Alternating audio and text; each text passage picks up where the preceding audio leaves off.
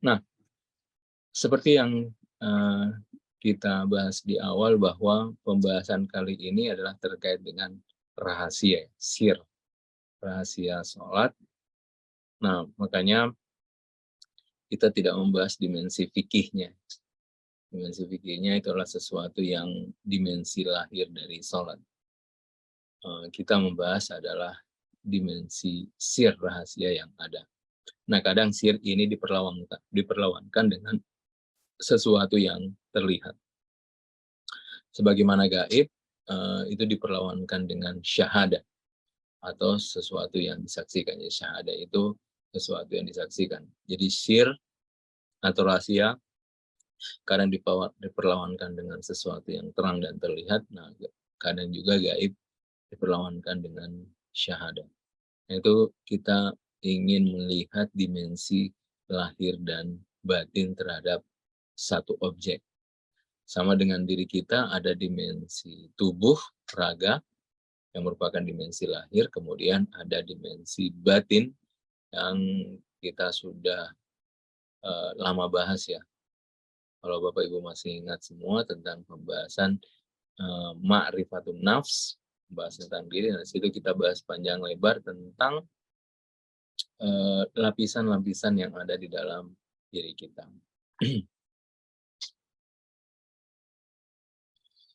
Oke. Nah, ini filosofi kenapa ada pembahasan yang disebut dengan rahasia. Nah, salah satunya adalah karena segala wujud yang ada dalam materi ini, jadi apapun itu pasti punya dimensi batin, entah itu di alam barzah, di alam ruh, atau makom uluhiyah. Jadi apapun yang ada di realitas ini, itu pasti punya dimensi batin. Entah di alam barzah saja, atau bisa juga dari setelah alam barzah, alam ruh, atau sampai makom uluhiyah. Itu tergantung keluasan wujud. Tetapi ketika diturunkan, ya segala sesuatu diturunkan. Dan ini sebenarnya sudah kita bahas secara panjang lebar di pengenalan tasawuf ya, bahwa segala sesuatu itu adalah pasti memiliki dimensi batin. Jadi seperti dalam Al-Quran dijelaskan, wa anzalnahul hadid, dan kami turunkan besi. Jadi besi yang ada sejak di makom uluhiyah itu kemudian turun sampai di alam materi, di mana besi yang kita lihat ya besinya seperti itu. Jadi ini dalam proses menurun seperti itu, dan juga proses naik juga seperti itu. Jadi dari turun itu maksudnya dari sisi penciptaan ya, dia muncul dari alam makom uluhiyah, turun ke alam ruh, turun lagi ke alam barzah, lalu turun di alam dunia, nampaklah yang disebut dengan besi. Kayak Quran menjelaskan wa anzalnahul hadid, dan kami turunkan besi. Nah, akan tetapi jalan kembali segala sesuatu itu tidak sama. Nah, ketika kembali, semuanya kembali ke luasan eksistensi masing-masing.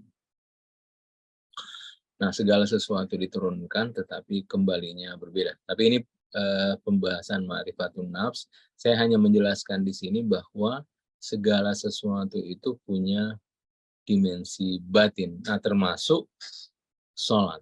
Sholat pun punya dimensi batin. Makanya hadisnya tadi, as-sholatu mi'rajul mu'min.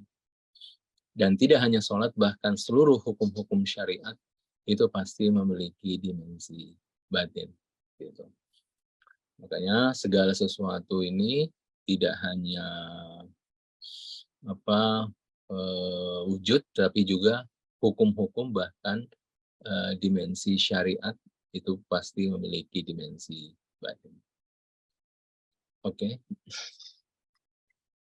Nah, oleh karena itu, implikasi atau konsekuensi bahwa kita ini punya dimensi lahir dan punya dimensi batin, makanya setiap manusia itu bisa dianggap sebagai sesuatu hakikat yang membentang.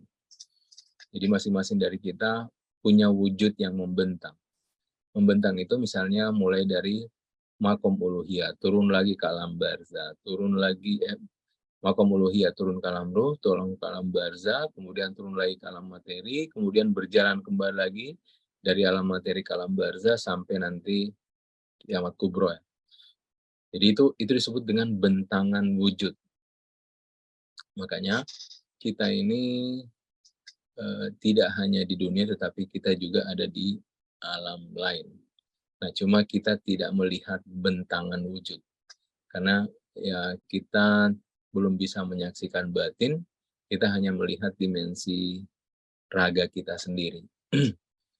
Kita belum melihat sesuatu di balik raga kita, yang disebut dengan dimensi batin.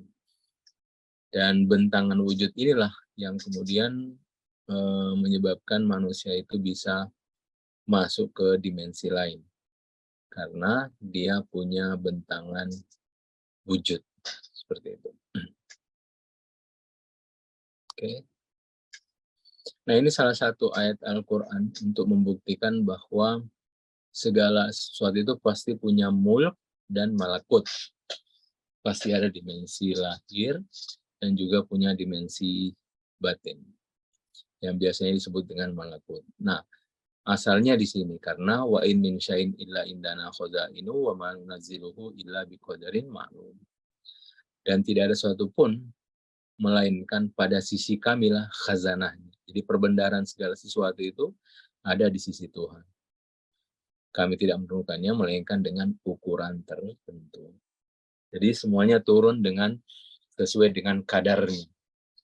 Wa nazulu illa biqadarin ma'lum, sesuai dengan kadarnya. Segala sesuatu turun dengan kadarnya. Nah, jadi dan turun itu yang sering kita jelaskan dalam pandangan sufistik. Turun itu tidak seperti air hujan yang turun ke bumi ya. Ketika dia turun tidak ada lagi di atas.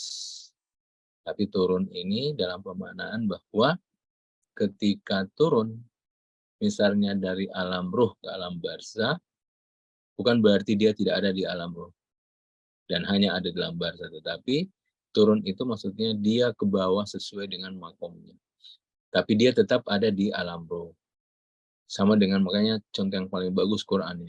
Quran menjelaskan bahwa ada di Lauhil Mahfuz. Jadi ada Quran di Lauhil Mahfuz, kemudian ada Quran di bumi dalam ayat Al-Quran disebut dengan Arabian, Quranan Arabian.